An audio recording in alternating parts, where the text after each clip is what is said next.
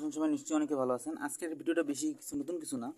So আজকের ভিডিওটাতে আমি শুধু একটা রিভিউ করবো। এই যে আমার হাতে একটা ছোট্ট মেশিন দেখতেছেন, এটা সাধারণত ইউজ করা হয় আমরা ছোটোখাটো এই যে আমার সামনে যে কম্পোনেন্টগুলো দেখতেছেন এগুলো সাধারণত আমরা এই ধরনের মিটার আর নয়তো এই ধরনের মিটার দিয়ে টেস্ট করে থাকি। কিন্তু অসুবিধা হলো যে সবসময় এইগুলোকে একটি কাজে ব্যবহার করা যায়। সাপোজ দেখেন এখানে কিন্তু ডায়াল ঘুরে ঘুরে মনে করেন এই যে ভোল্টেজ আলাদা আলাদা করতে হয়, আমাদের এটার মান বুঝতে হয়। যেমন মনে করেন একটা এলইডি লাইটের কত ভোল্টেজ চালু হচ্ছে এটা চালু করতে হলে আমাদের আলাদা একটা লাইন লাগাতে হয়, মান হিসাব করতে হয়, এই জন্য ডায়াল সেট করতে হয়। এরপর মনে করেন রেজিস্ট্যান্স দিতে বহুত কাজ করতে হয়, কিন্তু এটা অনেক সময় লাগে। আমরা যে পরিমাণ কারেন্টের প্রয়োজন সেই পরিমাণ কারেন্টও পাই না। যেমন এই যে এইখানে মনে করেন 1K to 10K পর্যন্ত আমরা পাই মনে করেন 9 ভোল্ট। এরপরে 100 এমনকি 10 এমনকি 1 চলে গেলে এটা 5 ভোল্ট বা 4 ভোল্ট পর্যন্ত যেতে পারে। এটা 4 ভোল্টই আছে। সো এইটুকুই থাকে এবং কি আপনার পরে মিটার দিয়ে চেনে নিতে হয়। সো এটা বাদ দিলাম, এটা হচ্ছে আপনার অ্যানালগ। তো এরপর আসেন আমাদের এই ডিজিটাল নিয়ে। ডিজিটালও একই কাহিনী, এটা তো সেরকম আমাদের কিছু করা যায় না। তো ডিজিটাল দিয়ে করতে গেলে মনে করেন যে এইগুলো আবার ঘুরে ঘুরে আবার দেখতে হয়, বারবার একটা বিরক্তিকর। কিন্তু একটাই সমস্যা, আমরা কম্পোনেন্ট টেস্ট মান ছোটো টেস্ট করতে গেলে মান ঘুরে ঘুরে নিতে হয়, তখন আমরা সঠিক মানটা বুঝতে পারি না। আর যে পরিমাণ ভোল্টেজের পরিমাণ সেই পরিমাণ ভোল্টেজও পাই না, একটা একটা করে কম্পোনেন্ট টেস্ট করতে হয়, এত বহুত সময় লাগে। যেমন মনে করেন এই যে এই লাইটটা দেখেন, এটা কিন্তু পুরোপুরি 220 ভোল্টের একটা সিরিজ লাইট। এটা এটা কিন্তু মনে করেন আপনার কোনোভাবেই এই মিটার দিয়ে একটা একটা করে করে মাপতে গেলে আপনার প্রচুর সময় লাগবে। এর জন্য আমরা এই মেশিনটা ইউজ করব। সাপোজ আবার মনে করেন আমার হাতের সামনে এই লাইটটা দেখেন, অথবা এই লাইটগুলো দেখেন, এইগুলোর কিন্তু ভোল্টেজ আমি জানি না কত ভোল্টেজ, কিন্তু প্রতিটা লাইট কিন্তু ভোল্টেজে এই মনে করেন চলতেছে কিনা, কত ভোল্টেজে কত কত, এটা কিন্তু আপনার এই মেশিনের মধ্যে মাপতে পারতেছে না। মাপতে হলে আপনাদের আবার এখানে লাইন করতে হয়। আবার দ্বিতীয় সমস্যা হলো এই ধরনের ক্যাপাসিটার। বুঝতে পারছেন, আমি চাইলেও এই মিটারের মাধ্যমে ক্যাপাসিটারকে তো দেখতে পাবো না, এটা জানি এটা আলাদা একটা মিটার লাগে।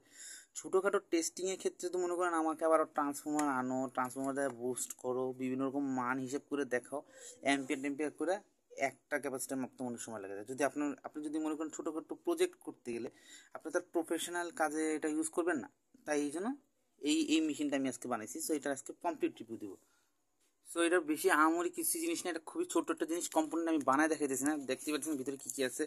এই যে ছোট্ট একটা পাওয়ার বুস্টার আছে, সেটা সর্বোচ্চ ভোল্টেজ আছে, এটা 3.7 ভোল্ট। আর একটা মাল্টিমিটারের লিড, ঠিক আছে।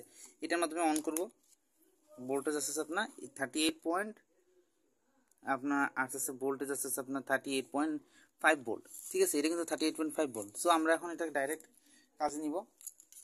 এটাকে আমার একটু উঁচু করে নিতে হবে। যে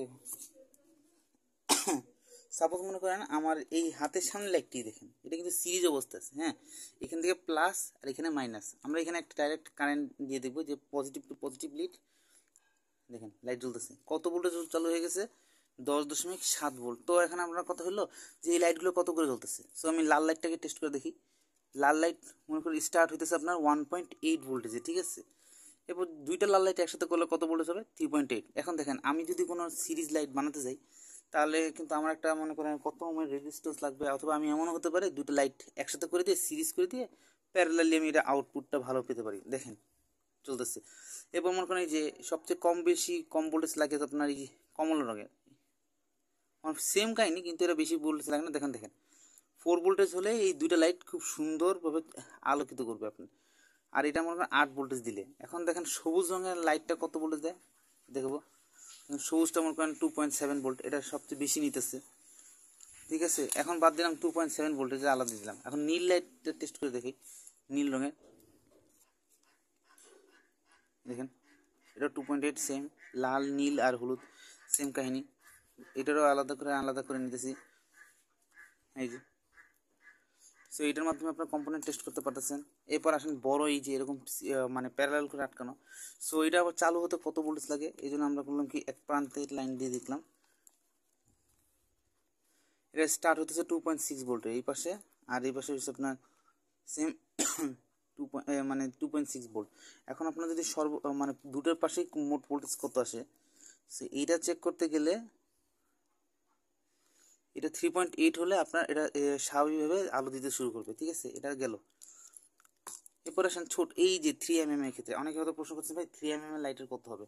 সো 3mm এর ক্ষেত্রে হবে আপনার, আমরা এই সিম দেখেছি, দেখেন 2.9, দুইটা করলে 6 ভোল্ট। 6 ভোল্টের আপনার চাইলে একটা সিরিজ বাতি বানাতে পারবেন। এবার 12 ভোল্ট মানে 8.8 ভোল্টেজে আপনি 3টা লাইট একসাথে সুন্দর মতো আলোকিত করতে পারবেন। সো এই ক্ষেত্রে আবার আননোন সিম্পল এলইডি এটাও টেস্ট করতে পারেন। দেখেন ভুল জায়গায় লাইন দিতে পারবেন, দেখছেন কি সুন্দর টেস্ট হয়ে গেলো 2.8। শুধু এই নয়, এরপর আসেন আপনার এই ধরনের 4 ভোল্টের যে কব এলইডি এটাও টেস্ট করতে পারেন। এই দেখেন এটাও 2.5 ভোল্টে স্টার্ট, মানে এটা কিন্তু মনে করুন যেখানে ভোল্টেজ আপনার কম দেখাইতেছে, যেমন 2.4 দেখাইতেছে, মানে হয়েছে আপনার এটা এই ভোল্টেজে স্টার্ট হবে, এরপর আপনার 4 ভোল্ট বা 5 ভোল্টের মধ্যে আপনার সর্বনিম্ন সর্বোচ্চ যেতে পারে, ঠিক আছে। এরপর আসেন এই ধরনের কবেলিট যেগুলো সিরিজ একেবারে প্যারালাল আকার আছে, এখানে কিন্তু দেখেন আমরা প্রথমে এই যে এখানে লাইনটা দিব, এই দেখেন এই স্টিপটা ঠিক আছে, এই স্টিপটা ঠিক আছে, আবার এই স্টিপটা ঠিক আছে, মানে কি আবার অনেকে ভাবতেছেন ভাই এটা শর্ট হলে কী হবে, এই দেখেন শর্ট হলে 0 হয়ে যাবে, ঠিক আছে, শর্ট হলে 0 কোনো সমস্যা নেই, কিন্তু ভুলেও মুখে লাগা যাবে না, তাহলে 40 ভোল্ট একটা শক খাবেন, ঠিক আছে, এটা এখন বাদ হয়ে গেল। এখন আসেন আমাদের যেটার জন্য আমি এটা বানানো বেশি মানুষ ব্যবহার করে থাকি, এটা কিন্তু এসি ভোল্টেজের, বুঝছেন, এখানে কিন্তু রেক্টিফায়ার আছে, এটা নষ্ট হয়ে গেছে। এখন আপনাদের আমি চেক করে দেখাই, এই দেখেন এখানে একটা লাইট ঘুরে দেখিয়ে দিচ্ছি আপনাদের, তো এটা জ্বলতেছে না, তো এটা শর্ট হইতেছে এই জন্য জ্বলতেছে না। এই দেখেন একটা লাইট জ্বলছে, এই যে দেখেন একটা লাইট কিন্তু নষ্ট হয়ে রয়েছে, বুঝছেন, দেখেন এই যে দেখেন সুন্দর মতো সবগুলো লাইট, এই দেখেন এখন দেখেন সবগুলো লাইট জ্বলতেছে, আর তো ব্রাইটনেস এখন দেখতে পাচ্ছেন না, একটু জুম করে দেখাই, আর এটা লাইটের ব্রাইটনেসটা কমায় দিই, দেখতে পাচ্ছেন এই যে এখন এখন কিন্তু ক্লিয়ার দেখা যাচ্ছে যে কোন লাইটটা ভালো অবস্থায় আছে, কোন লাইটটা খারাপ অবস্থা, দেখছেন খুব সুন্দরভাবে আপনি একটু টেস্ট করতে পারতেছেন। এই দেখেন লাইটগুলো, হ্যাঁ এগুলো এই যে লাইটগুলো টেস্ট করতে পারতেছেন। শুধু বিকজ তাই নয়, এইটা কিন্তু আপনার একটু ভিন্ন ভিন্ন লাইট আছে, যেমন এই যে আমার হাতে যে ছোটো লাইট দেখতেছেন, এটা আপনার কিন্তু অনেকে আননোন মনে করতেছেন, এখন দেখাই পার্থক্যটা।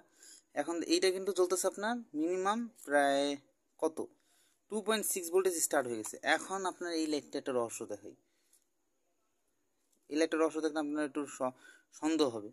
এখন দেখেন এইটা কত ভোল্টে চলতেছে না, 15.7 ভোল্টে এই ধরনের এসি লাইটে জ্বলতেছে, এটা কিন্তু খুবই হেভি কারেন্ট কনজিউম করে।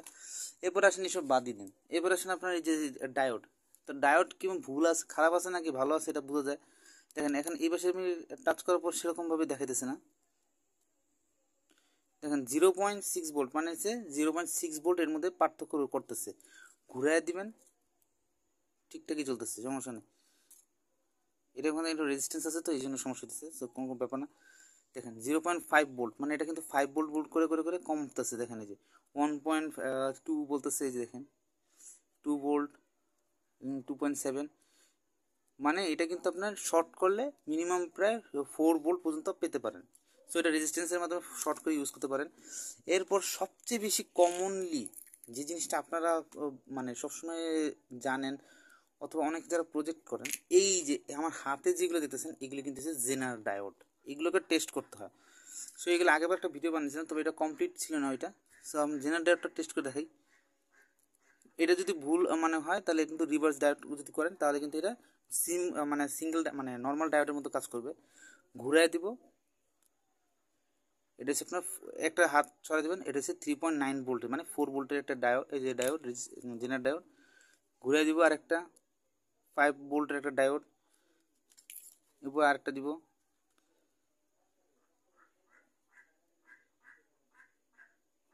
এটাও ভুল করে লাগাইছে, উল্টা করে দিতেছি, এটা 4 ভোল্টের ডায়োড, দেখছেন এটা এরকম।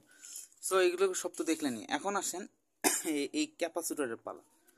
সো আমাদের কাছে এখানে 2-3টা ক্যাপাসিটর আছে, এগুলোকে একটা কথা বলে রাখি, 10 মাইক্রোফ্যারাডের উপরে আপনি ইউজ করতে পারবেন, এর বাইরে আবার এই যদি করেন তাহলে বুঝবেন। কিন্তু আমি দেখুন দেখাচ্ছি যেরকম আমার সামনে আছে একটা 100, দুইটি 100 আছে, এটা 300 আছে আপনার 22, আর এটা আপনার 10, এগুলো আছে, হ্যাঁ প্রতিটাকে একটা একটা করে দেখা দিচ্ছে। প্রথমে আসেন এই 220 ভোল্ট 300 মাইক্রোফ্যারাডে, অত লেখা বোঝা যাচ্ছে না, 220 volt 300 microfarad, plus to plus লাগাবেন সুন্দর মতো করে, প্রথমে একটা শর্ট সার্কিট করে নেবেন যাতে কোনো মানে ভুল যদি কারেন্ট থেকে থাকে তাহলে কিন্তু সমস্যা। এখন দেখেন যদি ক্যাপাসিটার ভালো থাকে এটা তাড়াতাড়ি চার্জ হইতেছে, কারণ এটার মান কিন্তু খুবই অল্প। এখন আমরা এটাকে শুধু খালি নর্মাল, এটা কিন্তু আপনার বাসার ট্রাই করবেন না, অন্যভাবে করবেন। হ্যাঁ, ওকে, এটা ঠিক আছে, নর্মালি ওকে আছে, কিন্তু এটা হয়তো কম থাকতে পারে। চলুন এবার আসেন আপনার 100, সেম কাহিনি করে নিতে হবে, আপনি শর্ট করে নেবেন। এরপর আসেন চার্জ করি, দেখছেন 15 থেকে হঠাৎ করে আস্তে আস্তে বাড়তেছে। মানে যদি বাড়তে থাকে তাহলে বুঝবেন ঠিক আছে, আর যদি এক জায়গায় আটকে থাকে তাহলে সমস্যা। এখন করবো এটা, ওকে আছে।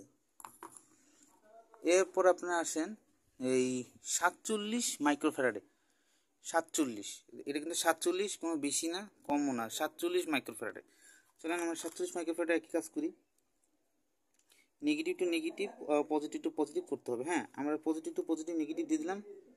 ওই দেখেন এটা আস্তে আস্তে কিন্তু মান, একটা কথা বলে রাখি, কম মানের ব্যবহার করলে এটা কিন্তু হালকা তাড়াতাড়ি সেকেন্ডে উঠে যাবে। দেখেন এই যে ঠিক আছে, এটাও ওকে। এরপর আসি 22 মাইক্রোফ্যারাডে। 22 মাইক্রোফ্যারাডে আছে আমার কাছে, দেখেন এই যে আপনাদের সামনে কিন্তু 22 মাইক্রোফ্যারাডে এটা দেখাইতেছি। 22 মাইক্রোফ্যারাডে একই সেম কাহিনী করতে হবে, নেবেন।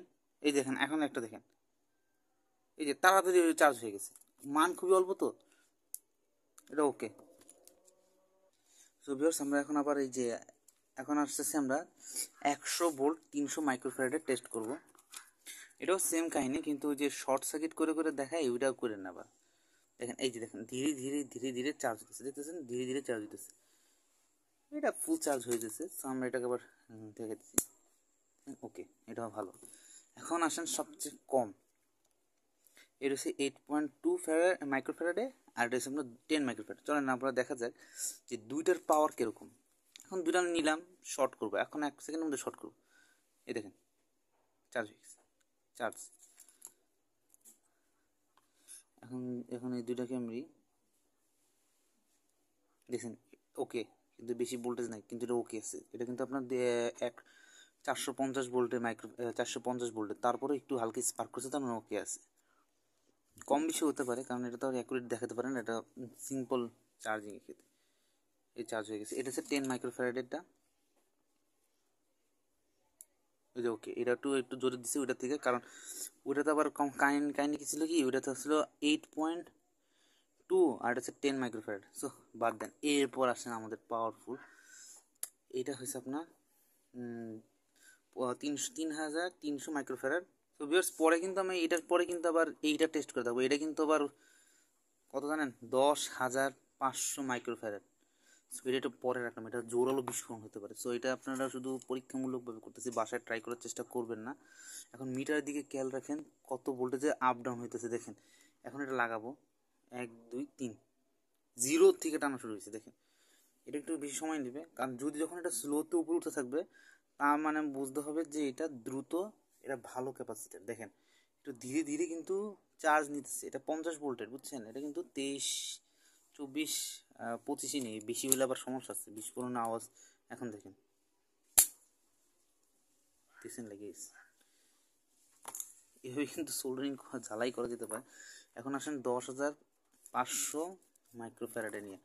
সো আমাদের এটা ভুল করা যাবে না, এই পাশেটা হচ্ছে নেগেটিভ, যে কালো অংশটা নেগেটিভ। এখন দেখেন কিন্তু সুন্দরভাবে আমরা লাগাইতেছি। এখন আপনারা দেখেন নেগেটিভ টু নেগেটিভ দিয়ে দিলাম, 1 2 3। এটা কিন্তু প্রচুর সময় নেবে, দেখতে পাচ্ছেন। আমরা এটাকে 12 ভোল্ট পর্যন্ত নিব, 16 ভোল্ট পর্যন্ত নিব, কারণ এর মধ্যে মাত্র 16 ভোল্ট পর্যন্ত নিতে পারবো।